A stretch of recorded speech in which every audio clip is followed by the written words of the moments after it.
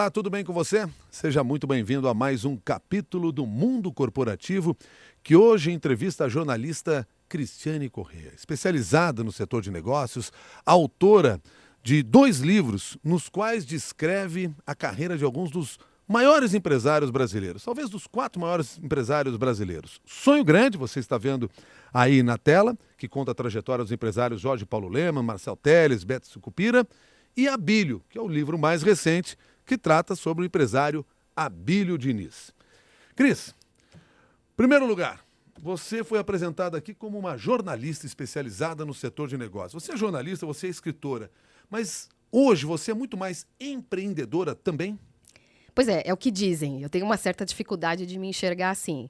Mas, no fim das contas, não posso negar que eu trabalhava numa grande empresa. Eu trabalhei 12 anos na revista Exame e saí para perseguir um projeto pessoal. Então, de alguma maneira, sou empreendedora, né? Quer dizer, deixei para trás aquilo tudo que parecia tão garantido de um emprego com carteira assinada e tal, para tentar uma coisa, assim, que eu não tinha a menor certeza se ia funcionar ou não. Então, de alguma maneira, acho que sou empreendedora. Você virou dona do seu próprio negócio, dona da sua própria carreira? Exatamente. Eu não tenho funcionários nem nada, né?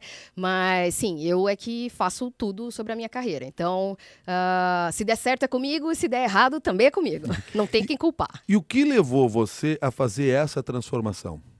Olha, eu trabalhei muito tempo em redação e chegou um ponto na minha vida que eu queria fazer coisas diferentes, que não era exatamente ir para outra redação nem nada. E eu tinha um sonho de escrever a história do Jorge Paulo, do Marcel e do Beto, que era uma história que eu acompanhei muito de perto enquanto eu estava na Exame, fiz várias matérias.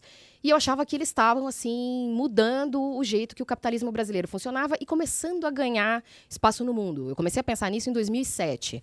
Quer dizer, as coisas também não é que você acorda um dia maluca e pede demissão e vai tocar a vida. Não é assim, né? Você vai amadurecendo uma decisão. Então, eu fiquei 4 anos atrás desse projeto, tentando convencê-los. Não consegui convencê-los a participar do livro e resolvi fazer mesmo assim. Bom, você planejou a sua transformação na carreira? Porque você diz o seguinte, que sim, você começou a ter interesse em escrever a história do Sonho Grande, quer dizer, dos 3 grandes empresários brasileiros que nós temos aí no livro, mas isso levou um tempo, até você realmente deixar a redação e passar a tocar a sua vida por conta própria. Você planejou essa transferência, essa migração para este novo mundo?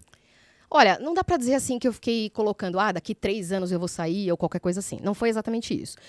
Mas teve um amadurecimento na minha cabeça da ideia de sair da redação e até um planejamento financeiro, em algum sentido, porque eu fiquei quase 2 anos sem receita, né?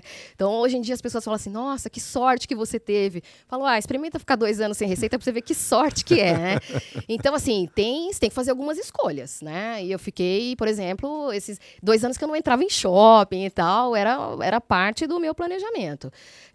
Mas, sim, teve, acho que um amadurecimento da decisão, porque eu acho que não dá para você ir muito no impulso. Quer dizer, eu já tinha 40 anos também, e eu falava, bom, se der errado, provavelmente não tem retorno, então eu tenho que pensar exatamente o que eu vou fazer. É muito relativo não ter retorno, né? Até pelo trabalho que você já tinha construído anteriormente. Porque você não sai do jornalismo como nós enxergamos de dentro de uma redação sem ter deixado o seu legado. Sim. Quer dizer, esse legado que nós construímos na nossa carreira, isso vai nos pesar a favor se precisarmos retornar na caminhada que nós estávamos antes. Eu digo isso porque, na realidade, eu fico pensando aqui quantos daqueles que estão nos acompanhando e que estão nesse momento na sua carreira de sair daquela função pela qual eles se dedicaram durante tantos anos para tocar o seu próprio negócio, que foi exatamente o que você acabou fazendo.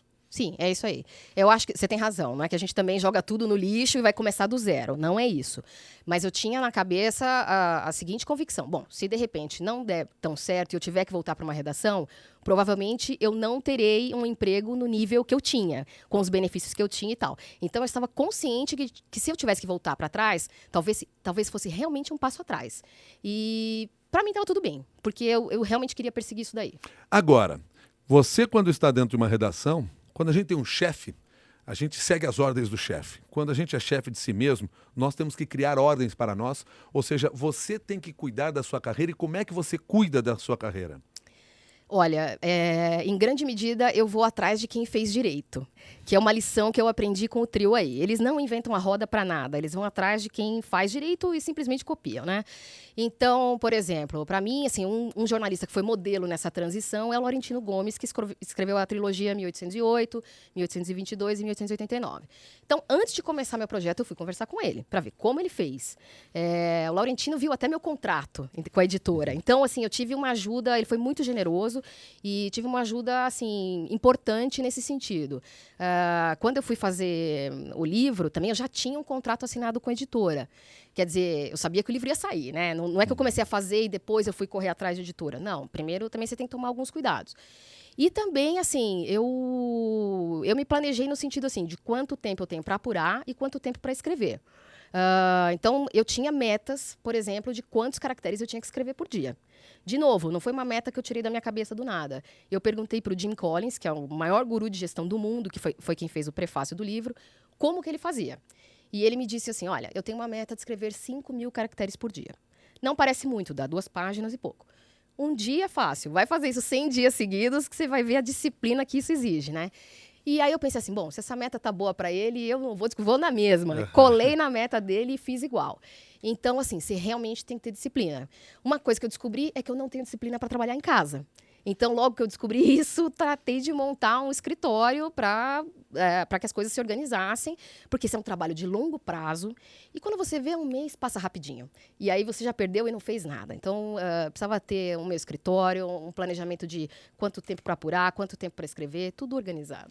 Bom, você, antes mesmo de contar a história do Abílio e contar a história do trio Lehmann, Telles e Sicupira, você já trabalhava no setor de negócios, com negócios, de empresas, etc. Eles são realmente excepcionais e, portanto, são exceção no empresariado brasileiro? Ou existem outros Lehmanns e Abílios despontando no mercado brasileiro? Olha, eu acho que existem, só que tem histórias, assim, eu sou muito conservadora na hora de pensar de quem são os grandes ídolos, né? Então, eu acho que essas histórias do dia para a noite, eu sempre fico um pouco receosa. Esses caras têm 40, 50 anos de história, né? Então, acho que é um pouco diferente. Eu até, às vezes, falo para as pessoas assim, que brasileiro pensa que, ser empreendedor, você vai ficar rico da noite para o dia. Não é assim, né? Isso aconteceu com o Mark Zuckerberg no Facebook, mas é a exceção da exceção. Em geral, para as coisas darem certo, você fica décadas trabalhando.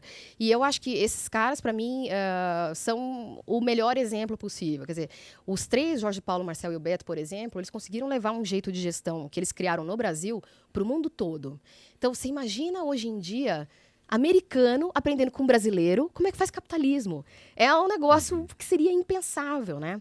O ano passado eu fui dar uma palestra nos Estados Unidos para um grupo de investidores americanos. E eu até falei exatamente isso. Eu falei assim, olha, se alguém um dia me falasse que eu ia para 100 investidores americanos explicar como é que brasileiros estão ensinando vocês a trabalhar, eu ia achar que a pessoa está louca. E, no entanto, é o que está acontecendo. Mas aí deixa eu perceber o seguinte, há novos Abílios e Lehmanns surgindo por aí? Eu acho que sim, mas eu sempre fico pensando que é preciso esperar algum tempo para ver se o negócio vai prosperar e se perpetuar ou não.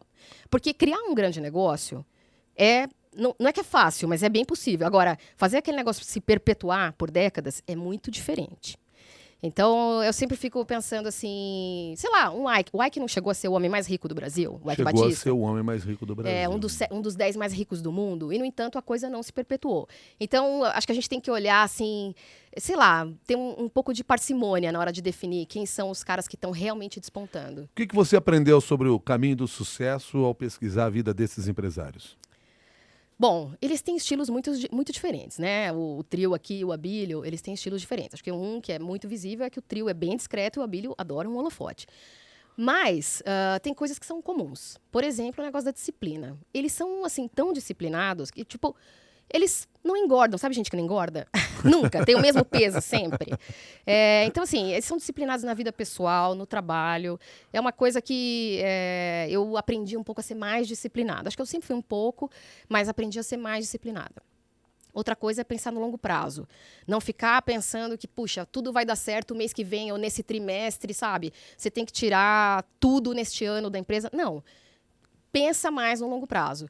E é um pouco como eu fico pensando agora a minha carreira. Quer dizer, eu tenho que produzir um livro a cada 2 anos, entendeu? Eu fico pensando, tem um pipeline, assim, né? Eu tento um pouco seguir esse modelo.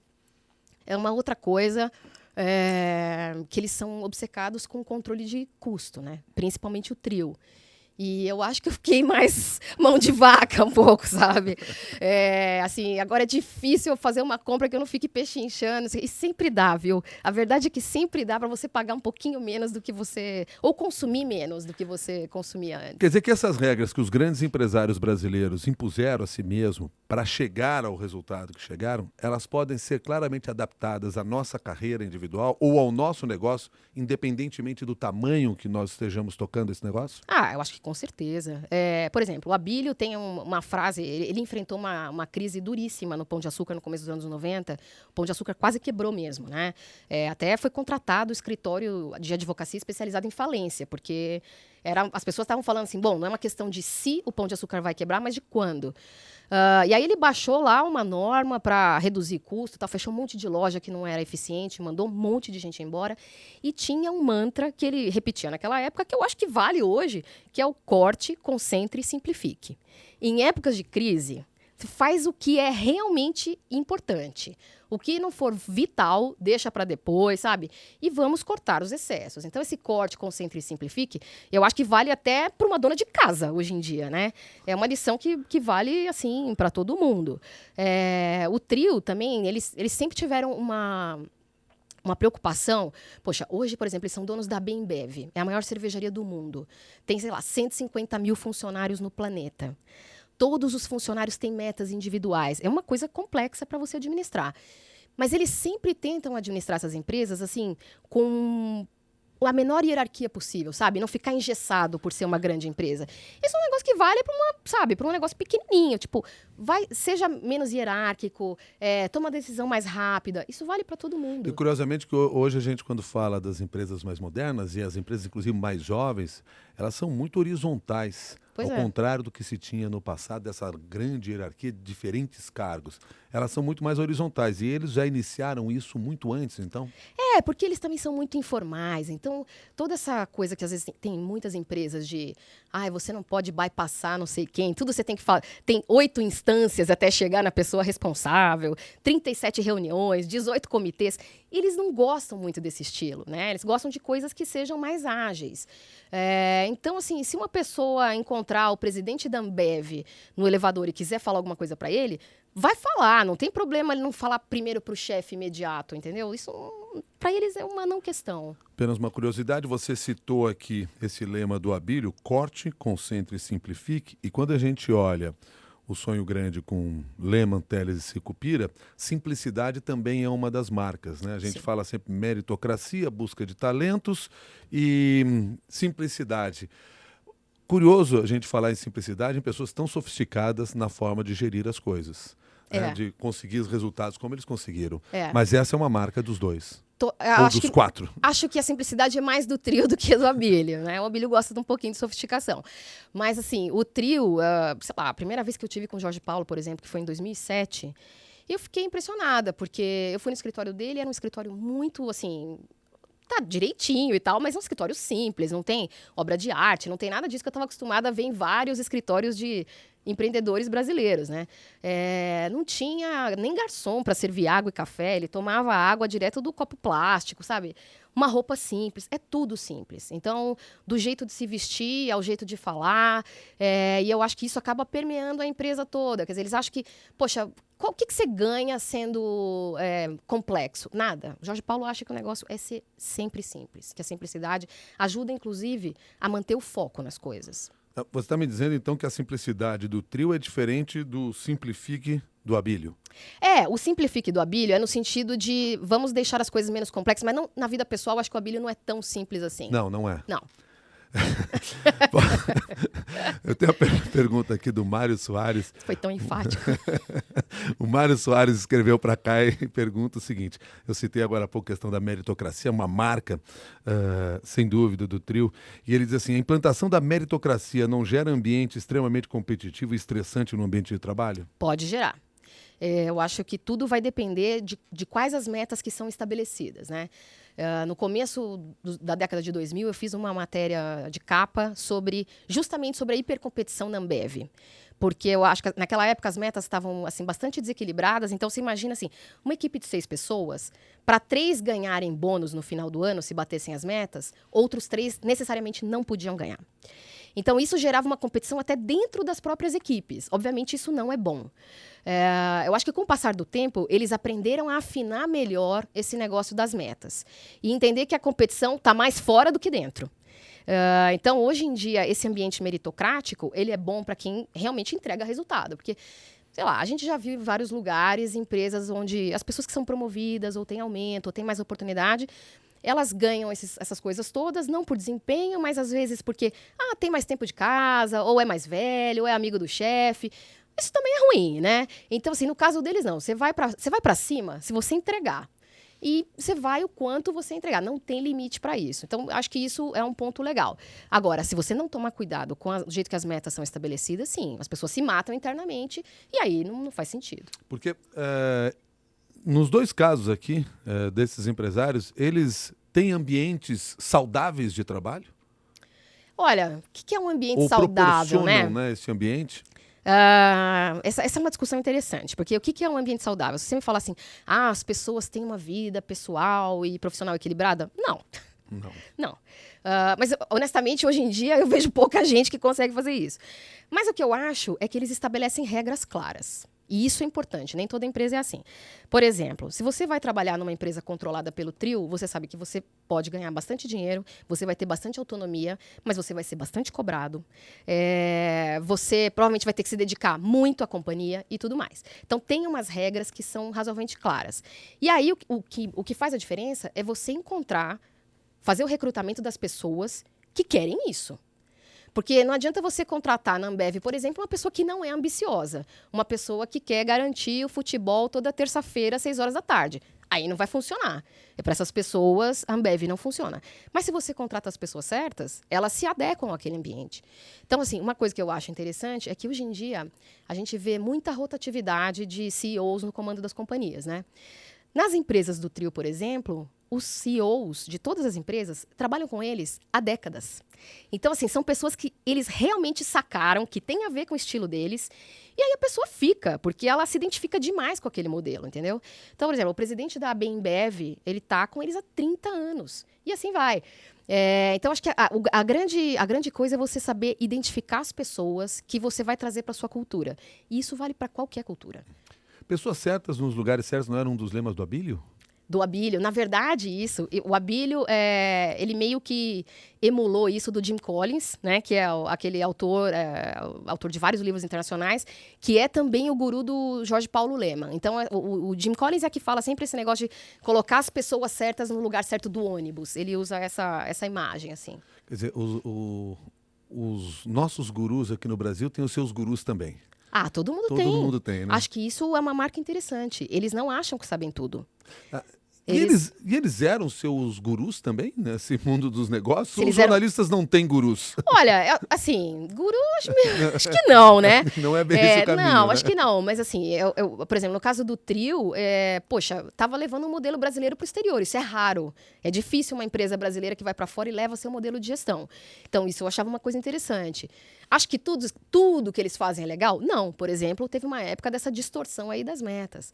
Nessa matéria que eu fui fazer, tinha uma coisa bizarra, que era o seguinte, eles tinham um grupo de profissionais que eram, assim, os mais talentosos para eles, e esse grupo tinha uma espécie de um MBA interno. Aí eu fui assistir as aulas do MBA interno, na mesa de cada um tinha um tomate de feltro, 2 tomates de feltro.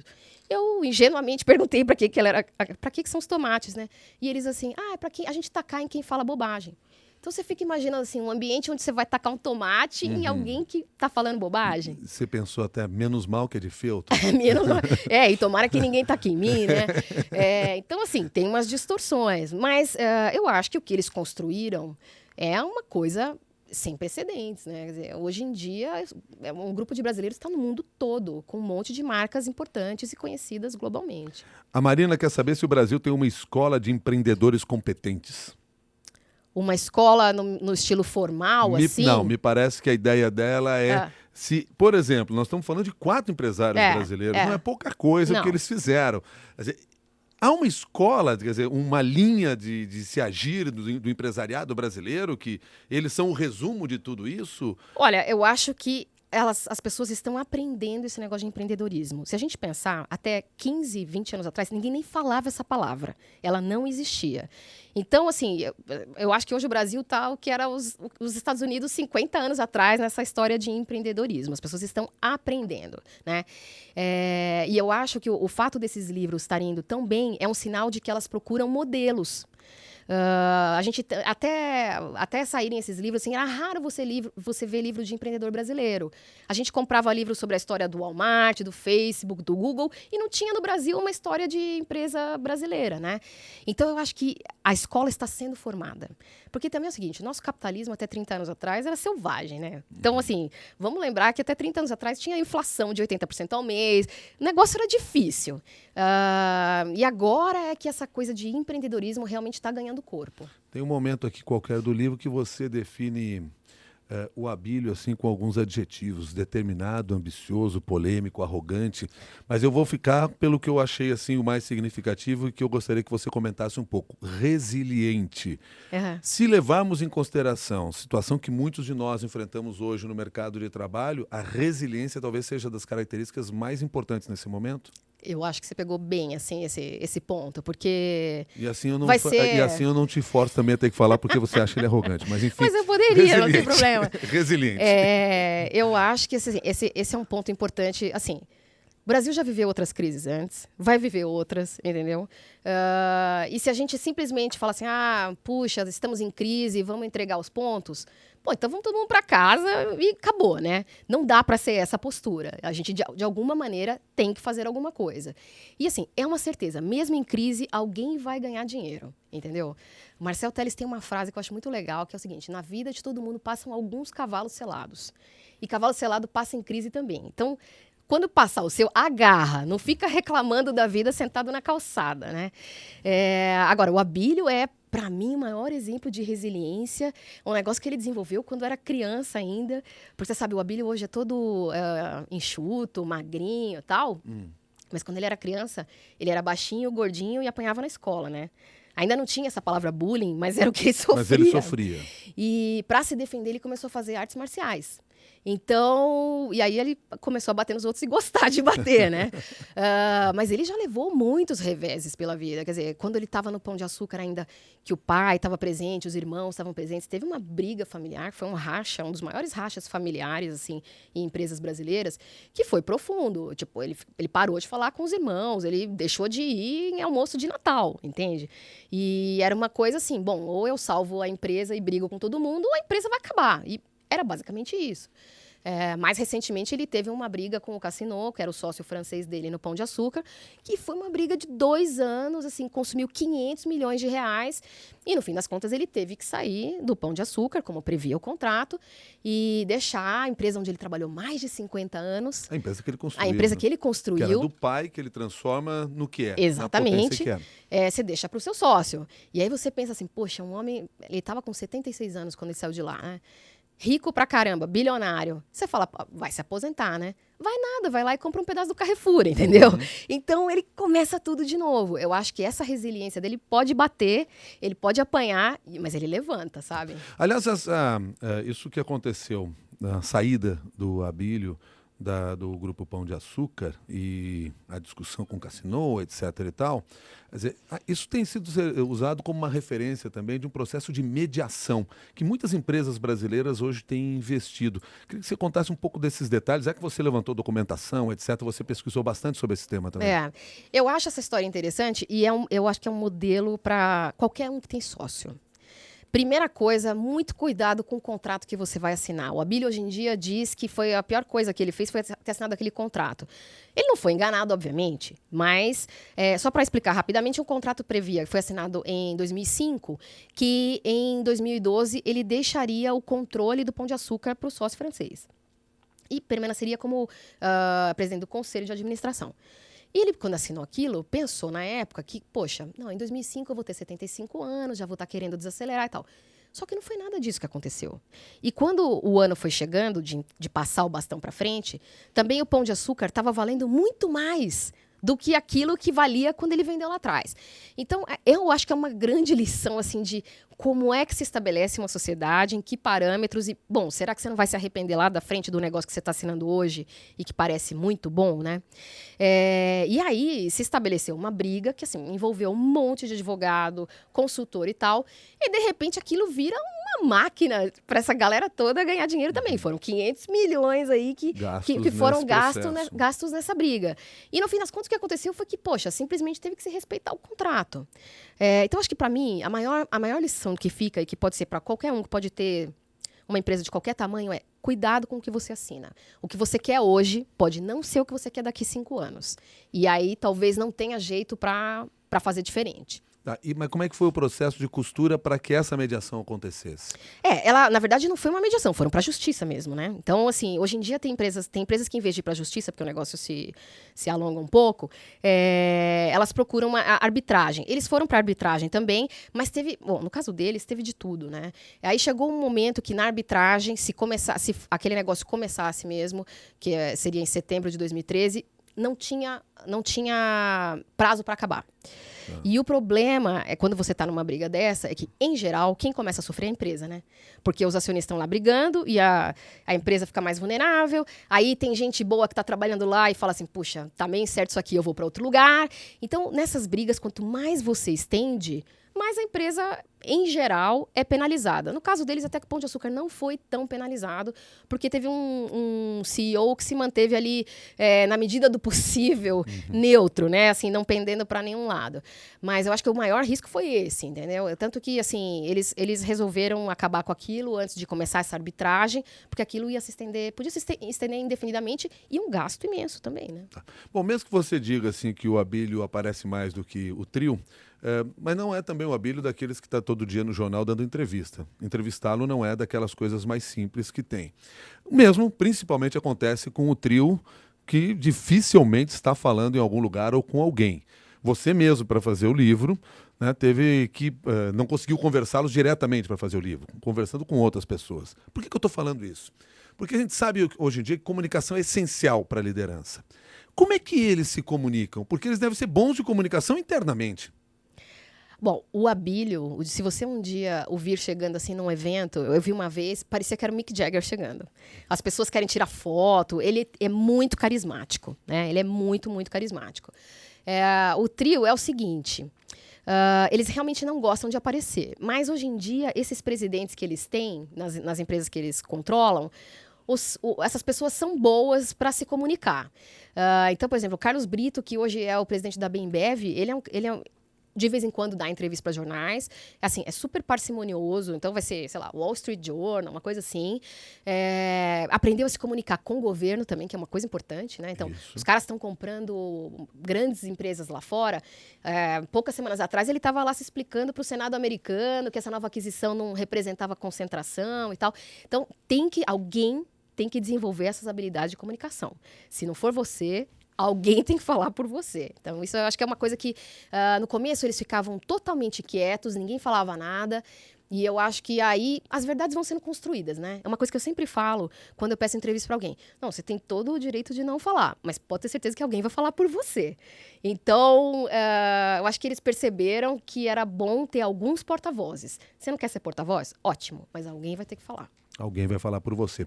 O Thiago quer saber qual é o seu próximo livro. Meu próximo livro é sobre o Vicente Falcone, que é o guru de gestão no Brasil. Já que estávamos falando de gurus, né? Pois é. Vicente Falcone é o guru de vários daqueles que estão nesse mercado. Exatamente. E do trio, principalmente, né? Ele trabalha lá para o pessoal da Ambev desde os anos 90, tá no conselho da Ambev, ainda era Brahma, né? Naquela época. No conselho desde os anos 90. Então, e hoje em dia a consultoria dele também está se espalhando pelo mundo. Quer dizer, é um jeito brasileiro também de gestão que também começa a se espalhar. Eu acho que vai ficar interessante. Com o Falcone vai ser mais fácil de falar? Então, nada é tão fácil, né, Milton? Ele tá me dando entrevistas também, assim como o Abílio me deu umas 8 entrevistas. O Falcone vai ficar mais ou menos por aí, mas tem que entrevistar dezenas de outras pessoas, não dá só o próprio biografado. Quantas pessoas você entrevista, quantas pessoas você conversa para conseguir levantar todas essas informações?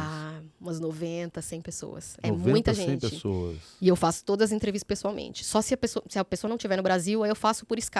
Mas assim, não tem telefone, não tem entrevista por e-mail. Porque para livro não rende isso, né? Então você tem que ir lá pessoalmente, fica 2 horas com a pessoa. Teve gente no Abílio que eu fui pessoalmente 4, 5 vezes.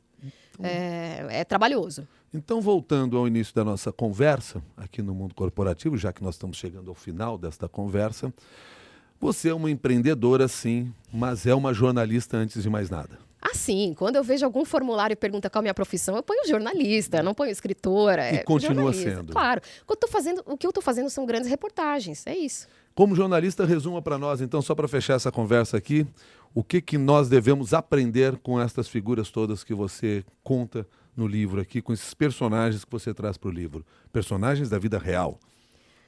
Tá, vamos lá. Primeira coisa, eu acho, é ter visão de longo prazo. Eu vejo muito empreendedor que quer tudo do dia para a noite. Não rola, não é fácil e não é rápido. Não vamos ser românticos nesse negócio de empreendedorismo, né? É difícil. Então, visão de longo prazo, muita disciplina, faz a coisa simples e cuidado com o dinheiro. As pessoas normalmente querem só olhar o que está entrando, mas não o que está saindo. Porque é muito mais legal gerar receita do que ficar contando centavo, né? Mas contar centavo é importante. Tá certo. Eu gostei do Corte, Concentre e Simplifique, que está aqui no livro também do Abílio, que é um dos livros escritos pela Cristiane Corrêa, Abílio, Determinado, Ambicioso, Polêmico, e Sonho Grande, que foi o primeiro livro que conta a história do Lehman, do Marcel Telles e do Beto Sicupira. Livros esses que estão à sua disposição também para você conhecer um pouco mais da história deles e conhecer também um pouco do talento da Cristiane Corrêa em descrever tudo isso. Cristiane, super obrigado pela sua gentileza de estar aqui conosco, conversando com a gente aqui no Mundo Corporativo. Até o próximo livro. Obrigada, adorei o papo. E até o próximo capítulo do Mundo Corporativo. Muito obrigado pela sua participação também. Lembrando sempre que você pode levar todo esse conhecimento às redes sociais, conversar com seus amigos, compartilhar, refletir sobre esse assunto e depois devolver isso para a gente, para que nós possamos fazer esse trabalho juntos. Combinado? Até o próximo capítulo.